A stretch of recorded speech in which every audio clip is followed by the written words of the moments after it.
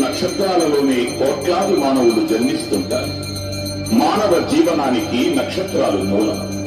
నక్షత్రహారతి దర్శనం వల్ల భక్తులకు తేజస్సు, అక్షయమైన పుణ్యము, పవిత్రహారతి సంపూర్ణ వీక్షణ పుణ్యఫలం లభిస్తుంది.